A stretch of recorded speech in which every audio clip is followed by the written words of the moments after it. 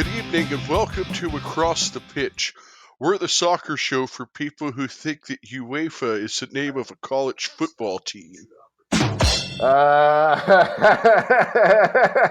You've stumped me, Phil. UEFA is a college football team. I don't know. Who is it? University of East Flagstaff, Arizona. Is there such a thing? Is that like the NOU annex up there? That's situated at Two Guns, Arizona. I think that's going to be out there. Well, up at 7,000 feet, they can kick those 70-yard field goals. Oh, yes. It is quite thin and breezy up there right now. Thank you for joining us again. Tonight, we get tested by some of the biggest names in association football. We talk to some hidden tribes who haven't heard about the biggest news in the English Premier League. And, oh, wow, I have deja vu. I'm Phil Kennedy, and thank you for joining us tonight on Across the Pitch. And I'm Aaron Ayres. You're listening to the third-ranked Best American Soccer-based podcast as per the readers of Ranker.com. Go and vote for us on Ranker if you have a chance. It just takes a quick moment, and we appreciate you listening to the show. And we have, I think, one of our best lineups tonight because there's just so much to talk about. I personally have been in a bit of mourning the past couple of days. Me too, mate. Me too. One of our favorite topics. No longer. Yes, no longer in the Premier League is a guy that you've heard about more than a few times on the show. And that, of course, would be José Mourinho, the now former manager of Manchester United. He got the sack yesterday. And Aaron is going to tell us a little bit more about what they've done to replace him in the meantime. Thanks for that. And so this is one of the biggest names in association football. Some of you will have heard of. Others, if you're new to the game, you won't have heard of this name. We're talking about the new caretaker manager. Now, caretaker usually means we're going to allow you a little period to take over the club, just to be a manager, just to do your thing, make sure the players are doing the right thing up until we find a proper replacement. Quite often that caretaker manager isn't the replacement. He never gets the full-time nod, the full-time gig, if you know what I mean. But the caretaker manager is... and old Manchester United, and indeed old English Premier League fans will recognise the name, Ole Gunnar Solskjaer. Ole Gunnar Solskjaer. He sounds like he's an Arsenal man. He is not. He's Manchester United through and through. They used to call him the silent assassin. He's Norwegian. He would come off the bench and he would head home goals with regularity, and I think he even claims a Champions League goal, winning goal in his name. He was a Premier League manager, I think, for Cardiff, and that was not a very good outing for him. But he's gone back to Norway, and he's done surprisingly well. What's happened with him is that he's gone and equated his little Norwegian side, and I'm probably being a little bit dismissive of that Norwegian side. Now, one thing that I think that we should mention, just going back to what you said about the beginning of caretaker manager, this is something that in American sports is usually referred to as an interim coach or manager. Good call, Phil. Yes. This is why they pay you the big bucks on this show, mate. Because you've got to always think about the American audience, and you're quite right. Yes, it is. It's a caretaker manager. He was nicknamed the baby-faced assassin. He's not so baby-faced these days. He's played 366 times for Manchester United, so he's well known amongst the Red Devil fans there. He scored 126 goals during that period. That's 10 full seasons. Yeah, pretty much, yeah. And he was called the super sub or the baby-faced assassin because I remember him coming off and just, he was a bit like our old mate Shaqiri. Really, it's kind of turned into Liverpool super sub. He had, of course, 2 goals off the bench and was the deciding factor in that game last Saturday against Manchester United. Shaqiri is probably a big part of the reason that Jose Mourinho got the sacking this week after a 3-1 loss to one of their biggest rivals. I think the board just said enough is enough. That's pretty much what happened. His reign there was untenable. I'm surprised, Phil, that it took as long as this for Jose Mourinho to be sacked. We've been into this discussion quite a few times before, and I think there was really definitely two schools of thought out there. One school of thought was certainly where you were at all along is Marino's having a third-year meltdown. He needs to get the hell out of there. That's what needs to happen. The second school of thought, which I think this was kind of split down the middle, which was where I was at, was, well, in 2 years, Marino has brought 3 trophies. That's not. Well, kind of 3 trophies, not exactly the trophies that you'd go and boast about. I would not call the Community Shield a trophy. No, that's nothing. That's nothing. So he's had 2 genuine runs. Okay, one is the League Cup, the other one's UEFA Cup. Not taking anything away from the UEFA Cup the UEFA Europa Cup, because that's a decent win. And they probably should have won that, and they did. Don't give him 3, okay? That's Jose Mourinho talking up big there. As he's wont to do, and I think this is why we're going to miss him. We're really going to miss him because he was a real genuine character, even though he looked like emo Mourinho for like the last season. The media appearances would always be great fun to watch. His antics on the sideline. The water bottles. Well, of course, the meltdown, and I'm sure... the water bottles, the kicking the wall, and then making it up with the kid whose brick he kicked. There is a Mourinho in the Premier League for a reason, and you know what? I think that ultimately the problem was that the style he wanted to play just didn't fit the players that he had. I think I mentioned to you earlier, it's kind of like having a Ferrari and then driving it around 25 miles an hour everywhere. Yes, but he never used to be that way. And you know what? As bad as Jose Mourinho was this year, you've got to remember that they called him the special one. He was a guy that could get the best out of players. And you're talking players like Frank Lampard and John Terry, who, they're not strangers to the fairest spotlights, shall we say. He got the best out of those guys. I think there's more to this. I believe that Jose Mourinho is a scapegoat within Manchester United itself. It's a club on the decline. The Glazers.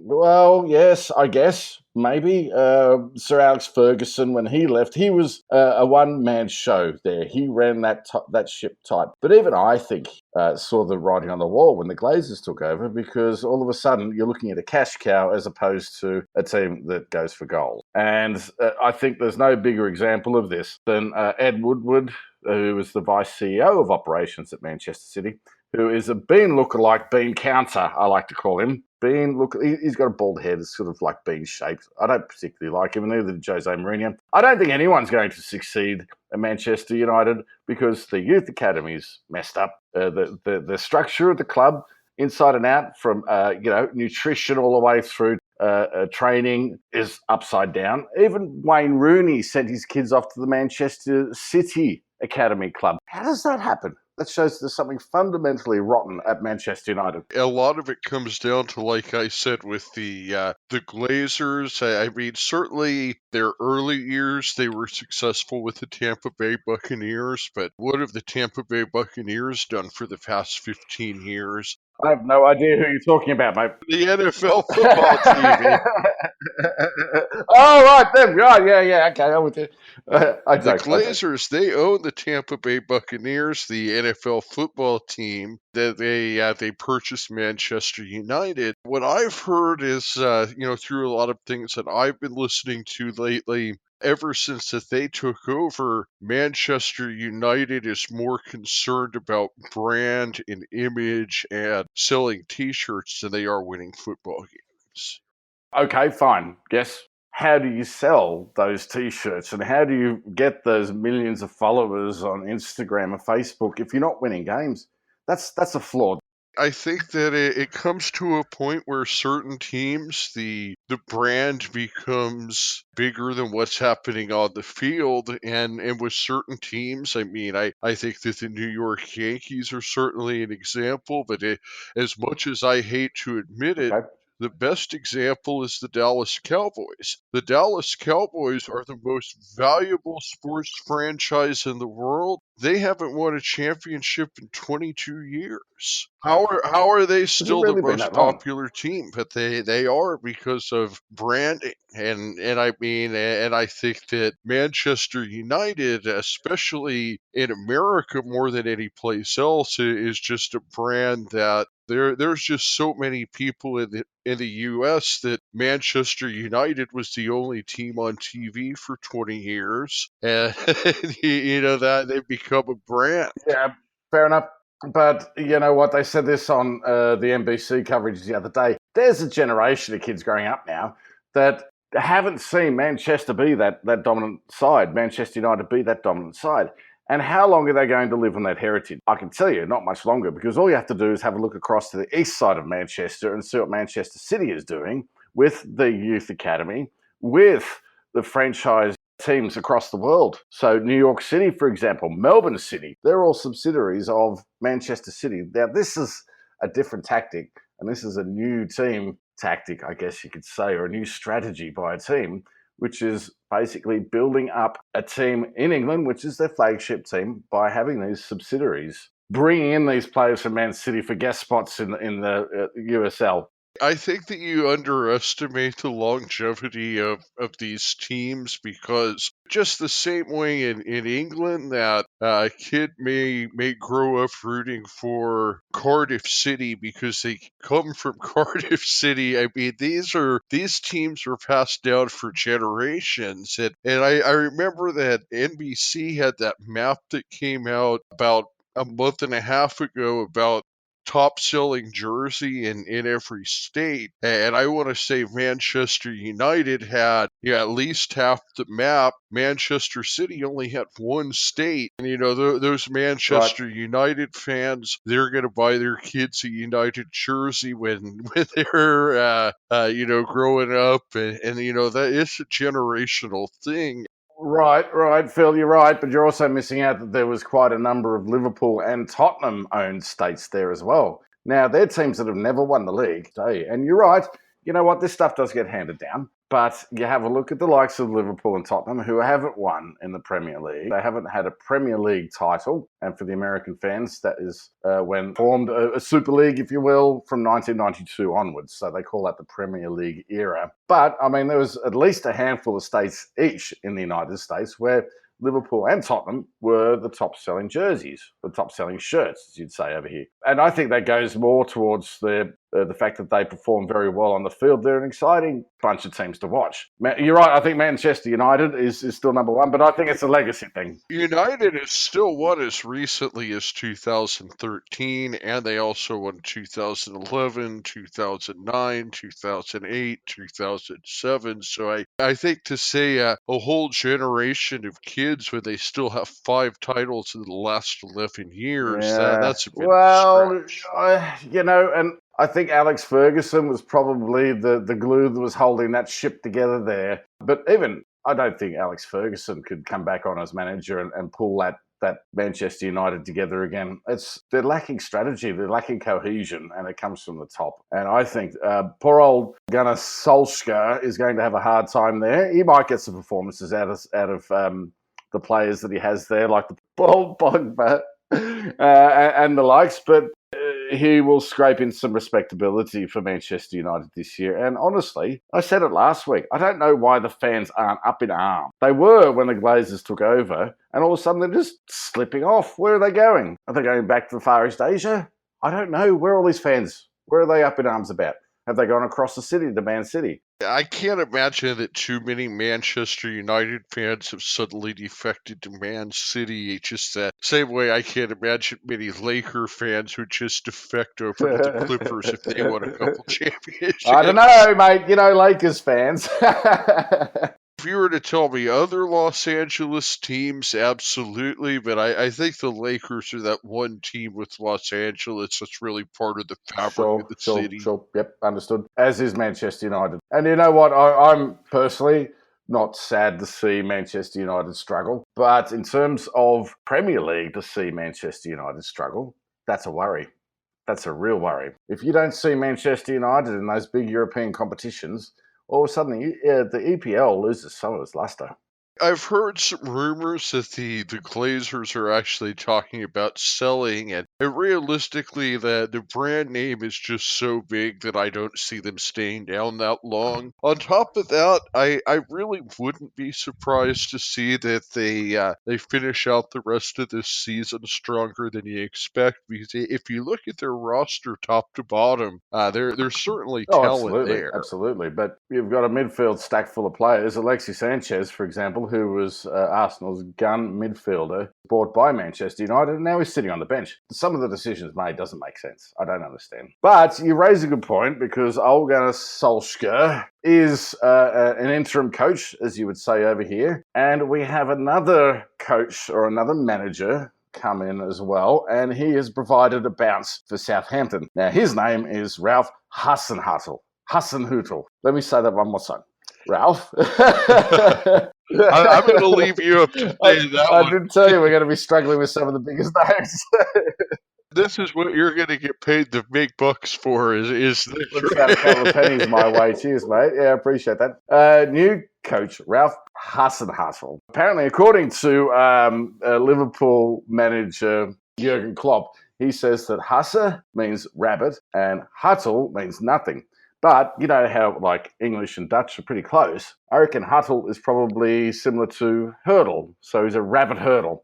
And he certainly did that with the manager bounce and Arsenal on the weekend. I think that the manager bounce is a little bit overrated in this. I think that what it comes down to is that Arsenal had a weird situation where they actually had two of their starting center backs were suspended, and Mustafi and Socrates were both suspended for accumulated yellow cards. I'm not sure if this is something that we've talked about yet. One of the things in the Premier League, and this varies from league to league, and every league has what are called fair play rules in regards to yellow cards and red cards, and of course, just to break this down on the simplest level, during a game you can get called for a foul. A foul may not necessarily be a card, but that means that you have, say, tackled a player and maybe hit their foot instead of the ball, but there wasn't maybe any malicious Right. intent. That would be a foul. A yellow card is still maybe not malicious intent, but it would be more along the lines of something where the referee thought it was Reckless is the reckless word. Yes.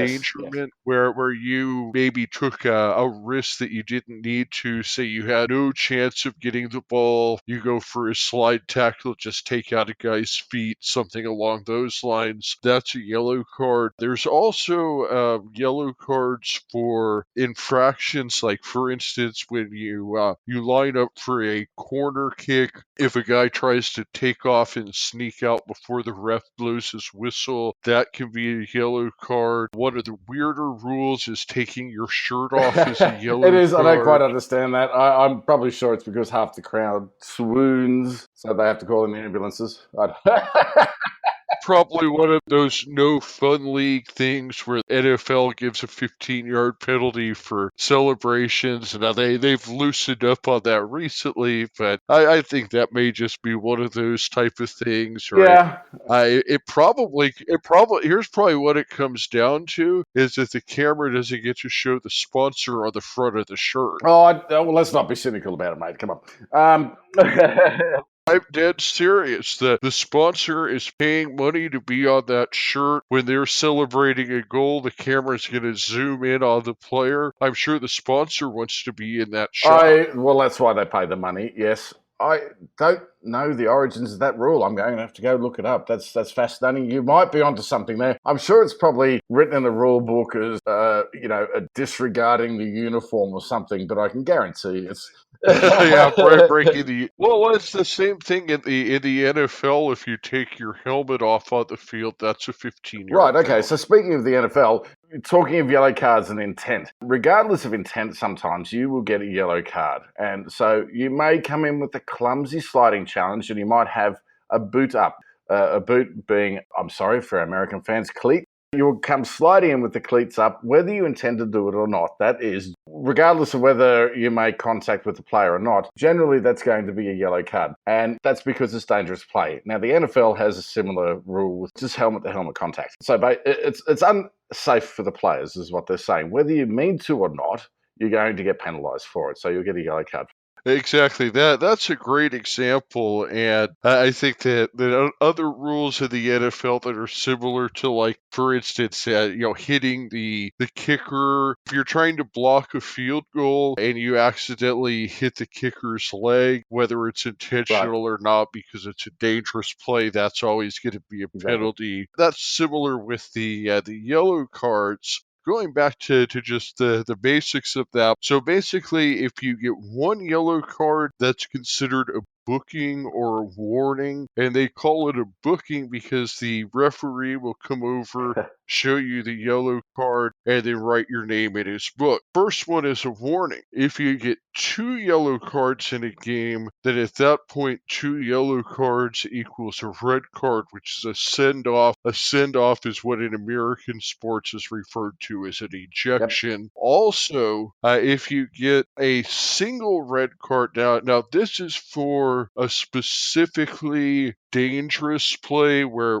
there is either intent to injure somebody, or the other time they'll call it is if there's a clear path to the goal and you pull the guy down from behind. And this is very similar to the NBA. They've recently added a rule that's called a clear path to the Right. basket foul, where if somebody has a clear path to the basket and you foul them from behind, it's two shots and the ball, so it's kind of an additional penalty. So if you get a red card, that's an automatic ejection. That's also similar in the NBA with technical fouls, where if you get two technical fouls in a game, that's an automatic ejection. However, if you have a particularly egregious technical foul, then the ref can choose to eject you with just one. And that's what would be called a direct red card, is you don't already have any warnings, but what you did was so egregious, the ref sends you off Right. right away.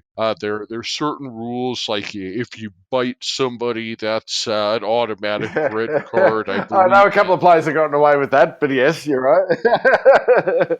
If you get a direct red card, that's always an automatic suspension for That's the right. next game. However, they have what are called accumulated cards, where if anybody accumulates Hmm. five yellow cards over the course of a season, then you're suspended for the next game after getting the fifth card. And Arsenal had a situation where both Mustafi and Socrates got their fifth card in the previous game, and then they were both Yeah. suspended for the game against Yes. Southampton. Yes. Okay, so we're coming back to that. Just before we go back to that Southampton match, I have seen a player being given three yellow cards in the same match before. So it was in the 2006 World Cup, and it was Croatia versus Australia to decide who the Group F runners-up were going to be. So this is qualification into the knockout rounds.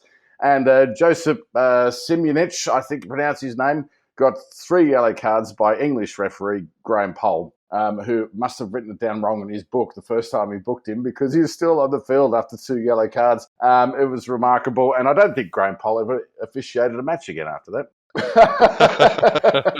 By the way, just for the record, Australia and Croatia drew 2-2 that match, and Australia got through on, I think it was goal difference. But we digress, because you were talking about Arsenal's woes against Southampton and how maybe it wasn't so much the manager bounce. I mean, certainly the manager bounce probably has something to do with it, but I think it was more of a situation of maybe manager bounce plus good timing, because you have Arsenal, where first off you have two of your starting center backs suspended. You also have Rob Holding, who recently injured Eh, his knee, which meant that you had Granit Xhaka, who's normally a doing nothing. midfielder, playing out of position at center back. To top everything all off, you had Hector Bellerin, who is one of our starting left backs. He got injured near the end of the first half. They actually replaced him with Lacazette, who is a striker. So I mean, this would be the equivalent of your starting center getting hurt, or your starting power forward maybe Right. getting hurt in basketball, and then you're having to replace him with a point guard because you don't have any big men left on the bench. They were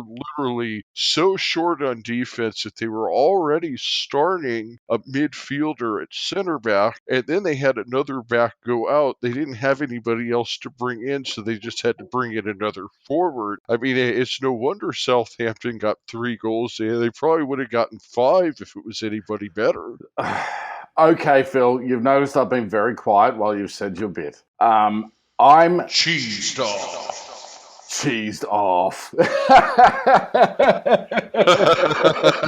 I have been an Arsenal fan for the best part of 2 decades, and I don't think it's tautology when I say it's deja vu all over again with Arsenal. All over again. Ever since the season of 2006, we have seen this drop off by Arsenal in the winter months, December, January, only to have a revival of sorts in February, and then we'll win 20 games, but it doesn't matter because we've been dropped out of 4 bloody competitions in the space of 2 weeks, and it's going to happen again this year. New squad, new manager, same old dreaded results.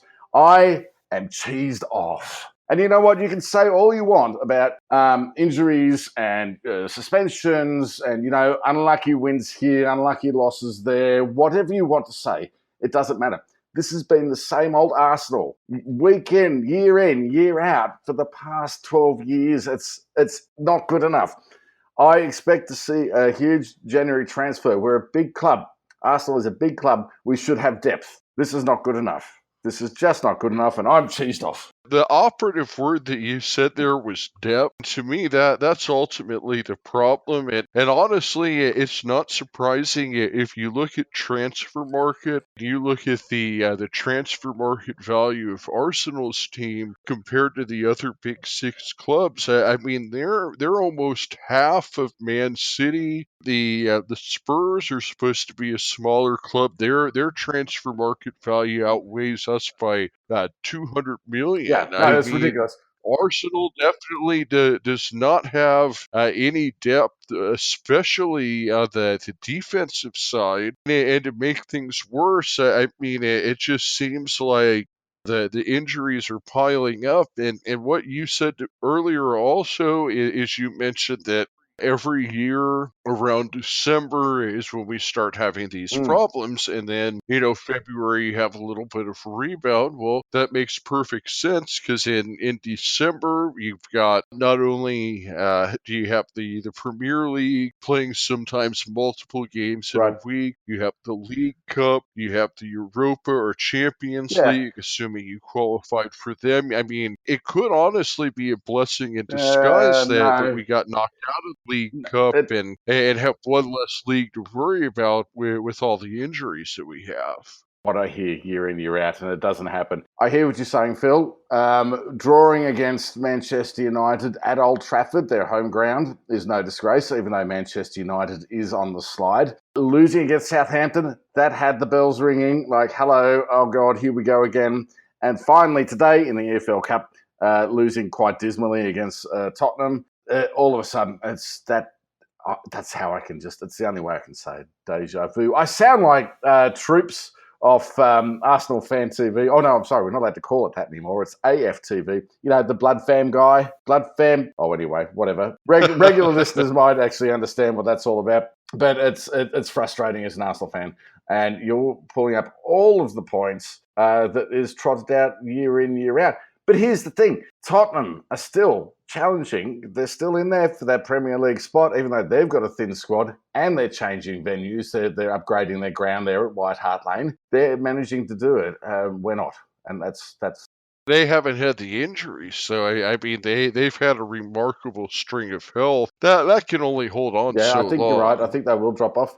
I think that we're in agreement that we definitely need to try and make some moves at the Hmm. transfer window, particularly on the defensive side. And that actually brings us into talking about our player of the week. It's definitely a guy I've been following all season. He's a 21-year-old English defenseman playing for Crystal Ah, yes. Palace, Aaron Wan-Bissaka, currently second in the Premier League in tackles with 66 on the year. He's been part of a number of clean sheets. It was a few games earlier the year he missed, and Crystal Palace's defense definitely seems to really come and go with Mm. this guy already, and he's only 21 years old. Crystal Palace being kind of a mid-table team that don't think has any chance of getting relegated, but also isn't going to get much higher than they are right now.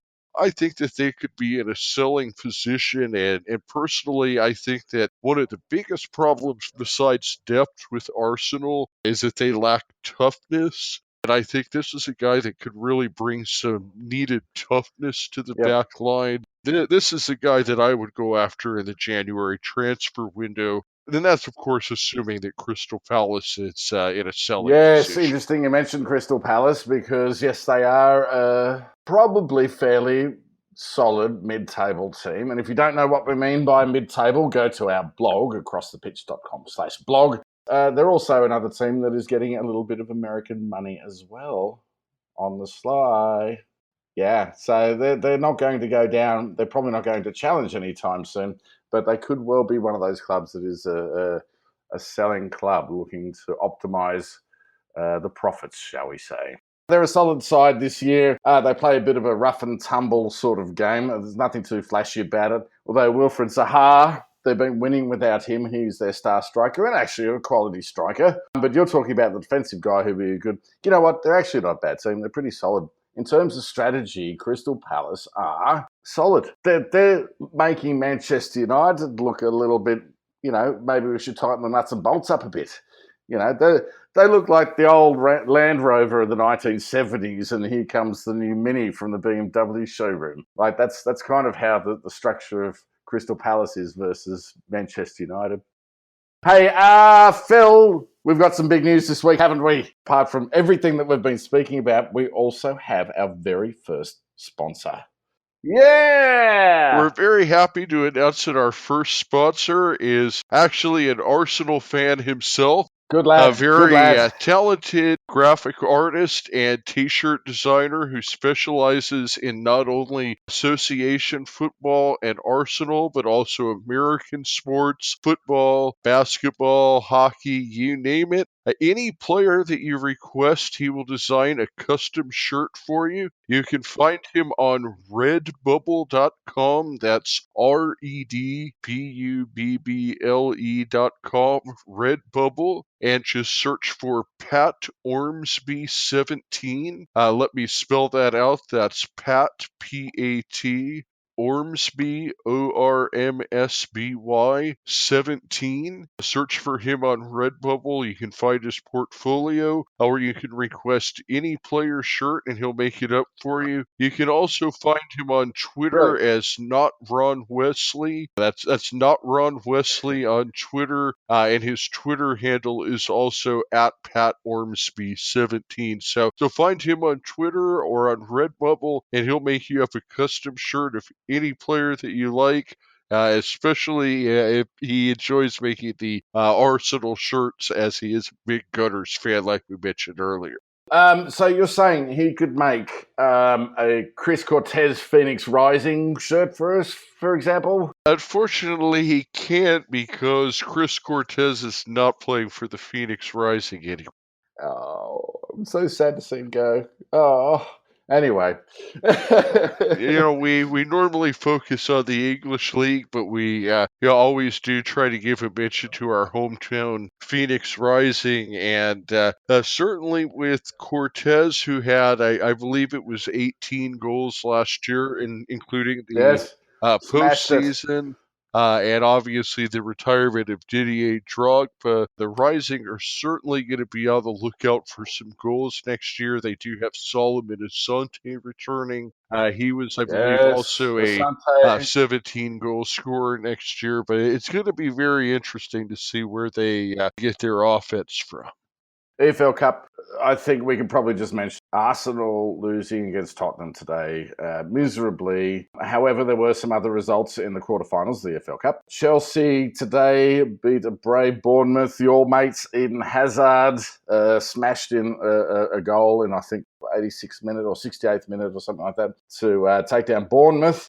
Man City yesterday, so we're talking Tuesday, they beat Leicester in That was a penalties. great game. And I that was fun. watched that whole Yeah. game, and Leicester City really put up a good fight at this one. And like Aaron just mentioned, this game went to penalties, and Manchester did end up taking it. I have to think that maybe one of the differences in this game was Leicester City did not start their star goaltender Kasper Schmeichel. I have to think Right. that Schmeichel may have made the difference in the penalty shootout if he had been in the game. Just to give you a little bit of background on Possibly, yep. Schmeichel, he's actually the starting goaltender for the Swedish national team. I believe they made it to the round of the 16 of the World Cup. Mm-hmm. His father was also a star goaltender in the Premier League, I believe, was it Everton? For none other than Manchester United, I'm Ah, afraid. Manchester United. Yes. But yeah, so Schmeichel is a guy to keep an eye on if you watch a Leicester City game. He's really one of the better goaltenders in the world, in my opinion. A Yep. great Yep. and fun thing to watch about him is this guy. He could kick a ball, I'd say, a good 80 yards in the air. And Leicester's not high up, but it doesn't have the altitude to help that thing go. He's just got a big damn hook. Yeah. The other thing, and it was very interesting. I like to watch the penalty shootout, not even so much to see who the guys are that make it, but to see who the guys are that miss it. And it's interesting because sometimes the best goal scorers maybe aren't as good at the penalty kicks. One thing that really caught my eye was that Raheem Sterling, who's just having a fantastic season, is a fantastic player, Right. had one of the worst penalty kick attempts that I have seen in quite a while. He kicked it 20, 30 feet That over was the net. it was not a good attempt, and I'm being very polite by that. In fact, I think we might have to actually put that up on our Twitter and Facebook pages because it was miserable. Up there with your mate Fellaini actually knocking over a security guard and almost murdering the poor guy. Hey, there was one other really exciting result from that EFL Cup quarter-final ties, and that was Burton Albion beating Middlesbrough. Now, you may not have heard of The Burton Albion before, and Brewers. there's a good reason for that because they're coming. The Brewers, quite like the Milwaukee Brewers, their logo, their crest looks like they've had quite a few beers, or the mascot's had quite a few beers. Whoever drew this thing had quite a few beers. I can, I can only assume that Burton probably brews some beers. I used to run pubs in the UK. I should probably know this, but I don't know. That was many years and many beers ago. Burton Albion are 15th in Football League One. They beat Middlesbrough, who is a championship side. You know what, these cup ties do this from time to time is wonderful. This is what you would call a fairy tale run in the English Premier League, or a Cinderella story, I believe is the term over here in the US. Just to give a little bit of background, at Burton Albion, last year they were actually in the EFL Championship. They finished 23rd out of 24 and were relegated to League One this year. So this is the equivalent to a double A baseball team playing against major league teams. And they're having a bit of a fall. I mean, they're 15th in Football League One, and that's not great for a demoted team. They're sitting below halfway. They're roughly about 9 points above the drop zone down to League Two. That's disastrous. I don't know what's happening over there in Burton, But this League Cup run that they're having here, this Carabao Cup run, certainly seems to be the highlight of their season there. Yeah, it's really amazing what they've been able to do, especially knocking off some of the bigger clubs. Now, I would say one thing I've noticed that Yeah, they have gotten a little bit lucky with their draw. I don't think that they've had to play a Premier League team yet. So, they haven't, true, but they have had to play a number of big oh clubs yeah, above them, certainly such as Middlesbrough Middlesbrough, is a Aston team that Villa. has a chance to get promoted to the Premier League next year. Absolutely, absolutely, yeah. This is why we love cup ties like this, because these lower league teams can all of a sudden come out of nowhere and go on a giant killing run, and it's great. I love cup ties for this. They're actually playing for a spot in Europe too, because realistically, if they were to believe that they're playing Manchester City next, so this is when you have, for instance, in the NCAA tournament, this would be the equivalent to like a 10 seed making the Final Four. Right. Maybe we should make Burton Albion our team of the month for January. What do you think? Segue into. The next Carabao Cup games are in February, I Okay. believe. Okay. All right. Maybe we can make it February. But you know what? We don't have time for questions tonight because we've had so much to talk about. But we do have time for a statement. And Elizabeth writes, maybe don't feature Sheffield Wednesday. They need all the help they can get. And I feel like, Phil, I don't know, correlation does not equal causation, but maybe we are the touch of death when it comes to supporting teams. Well, certainly the Sports Illustrated curse is something that I don't know if it's a real thing, but certainly it's part of American pop culture where that whatever team or player is on the cover of Sports Illustrated seems to go into a slump afterwards. Yes. And unfortunately, with our past team of the month from last month, Accrington Stanley did not have the best month. No. So Accrington Stanley did not have the best month. Our team of the month for this month, Sheffield United, they were on a bit of a hot streak. Yeah. And then we curse them. We bless them. The calendar, and only to help them not only not win, but actually end up dropping 3 points from a winning position in the game to start off with. This was that. You watched some of this one as well, Aaron, I correct? did. Yes, I did. Yeah, it was a helter-skelter game, I tell you what. I really enjoyed watching this.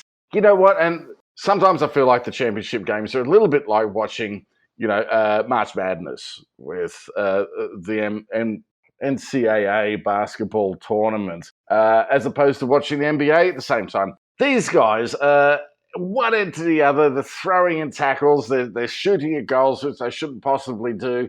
It's wonderful to watch. It's absolutely awful football, but it's end-to-end stuff and it's helter-skelter. It's wonderful, as opposed to the Premier League, which is the NBA, and your team is going to drop 40 points against, I don't know, Minnesota Timberwolves or someone. This is one of these games. Thoroughly enjoyable. All I can say is that Sheffield United were probably the better side on the day, but they got done in. What you said earlier, just to kind of circle back to that about the EFL Championship League in general, these games are just fun and exciting to watch. Here's what I would say about the EFL Championship games: is there's a sense of urgency in every game. Yep. Every team in every game plays with a sense of urgency. All right. So yes, we haven't been doing very, very well for our lower league teams of the month so far. So maybe we'll leave Burton Albion alone. And Hey, I think we were gonna do Man City in May, right? I believe you're right. Although we should probably knock them down a peg or two in March, I reckon, just as the other teams are starting to get their stride back after those winter months. Kevin De Bruyne is back. That's something we didn't talk about, is that Kevin De Bruyne came back this week, and Man City is stronger than they were last week. He had, in fact, an incredible goal in the Leicester City game where I want to say he was a good 25 yards out, and I want to say there was probably 3 to 4 defenders between him and the goal. Somehow he managed to snake the ball. I swear swear that this ball, it didn't just curve in one direction. It literally twisted and turned 2 or 3 times and somehow found its way into the goal. I think I watched that goal 10 times. And you know what? If I was the goalkeeper, there was no way, even after watching that 10 times, I was going to save that. Like, you didn't know which way that ball was going. That's remarkable. Remarkable talent. I think maybe he might have to be our player of the week next week. Even though it looks like Liverpool are looking fantastic right now, they've got to keep winning because I tell you what, with this guy on their side, Man City are going to destroy everyone else. But fortunately, it looks like we've got a nice little title race in our hands this year. Just to give you an idea of this guy's level of play, we've talked about Eden Hazard pretty frequently on the show and what a talent he is. Well, much like Hazard, De Bruyne actually plays on the Belgium national team. Here we go And again. I would say that it would be a debate in Belgium who the best player on the team is between Hazard and De Bruyne. I don't think that there's a cut and dry top guy other than Lukaku, of course. My mate Lukaku. You know what? I would say that Kevin De Bruyne, who happens to look a little bit like Prince Harry, it might be the red hair. He is probably the football wizard because now I'm pulling Harry Potter as well because I'm all over the place. I thought you were talking about the Who. I think he is probably oh God. You know what? This is a great question. My mate Matt in Australia, who is a huge Man City fan, is adamant. He wrote on our Facebook page, facebook.com/across the pitch, that Kevin De Bruyne is better than Eden Hazard. He might have a point. He might have a point. I don't know. I would love to see a match up with Chelsea Man City again, and we are going to see it later in the year with a fully fit Eden Hazard and Kevin De Bruyne. That's going to be an excellent matchup. Oh, absolutely. I mean, I think that the big thing about these two guys is not only can they score goals, they both create. And the thing about De Bruyne is he's the kind of guy that could drop a cross on another guy's foot from 40 yards away.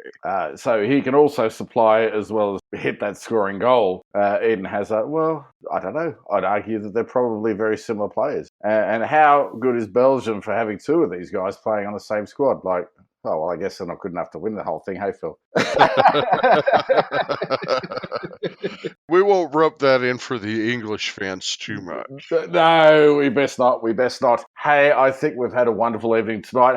We do have one more big announcement, and in fact, if you haven't been to our website in the past 24 hours, we do have a brand new addition to the Across the Pitch team. Yes, we do. We did talk about him a bit on the last episode. We'd like to welcome aboard Matt Robards, who is going to be a guest writer on our blog. Actually had his first blog post that we posted last night regarding the January transfer window. Yep. It's a fantastic article, Great read. everything that you could ever want to know about the January transfer window and how it works. And to top it all off, we're going to have a special episode coming up, it's probably going to come out a day or two before Christmas, so we'll call it our Christmas edition of Across the Pitch. We're going to have Matt on the show to talk about the January transfer window. Fair warning, he's probably going to want to talk about Chelsea players. We're not that biased on this show. We'll allow you, mate. We'll talk about the different players that may be coming up for sale in the January transfer window. I think that was about all that I had for this week. Did you have anything else? Yes, I do. I want to have one more shout out to our sponsor for this week, if you don't mind. Graphic designer, shirt designer extraordinaire, Pat Ormsby, or as he would say, not Ron Weasley on Twitter. And I tell you what, he does have a bit of a Ron Weasley look about him, doesn't he? But he's not, so he says so. Nice looking guy, I suppose. Hey, Pat, we love you. Thank you for your help. Thank you again for sponsoring the show, and I've already got a couple of his shirts, and they are fantastic quality and fantastic design, and like I said, he will make any player that you want, even Chelsea and Tottenham. And with that, I'm going to bid you good night, Phil. And I bid you good night, my brother from down under. Thank you for joining me on Across the Pitch to talk association football. Don't forget, we will have a special edition coming up later this week where Matt Robards will join us to discuss the January transfer window. Until then, we bid you adieu. Good night.